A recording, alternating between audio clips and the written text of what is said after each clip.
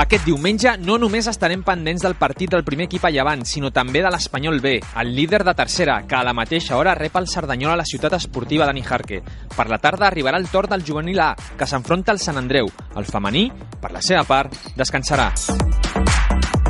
L'Espanyol B rep aquest diumenge a partir de les 12 al Cerdanyola, un rival que porta 5 jornades consecutives sense perdre. David Gallego, tècnic blanquiblau, confia en que el filial continuï amb la bona ratxa de resultats.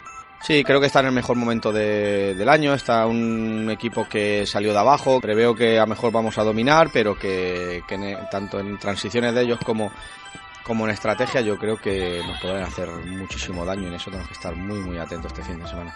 El davanter Cristo, un dels jugadors més en forma de l'equip blanquiblau, per la seva banda explica que la bona temporada de l'Espanyol B és gràcies a l'esforç col·lectiu de tots els jugadors. Trabajamos día a día para intentar lograr nuestro objetivo que nos pusimos al principio de temporada, que es volver a Segunda B, y el esfuerzo de cada jugador que pone su grano de arena acompanya l'equip a llevar los buenos resultados.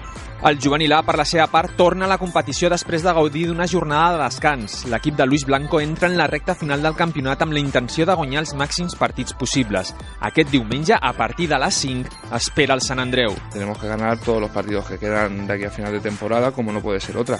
En ese sentido, tenemos que ser ambiciosos, tenemos que intentar quedar lo más arriba posible en la clasificación, tenemos que seguir mejorando, tenemos que progresar, queremos terminar con buenas sensaciones y ese es el objetivo de aquí a final de temporada. Per últim, el femení, que aquest de setmana no té partit de Lliga, va aprofitar l'aturada per jugar un amistós davant la selecció alemanya sub-20. El partit va acabar amb empat a 2 amb gols de Paloma i Baudet.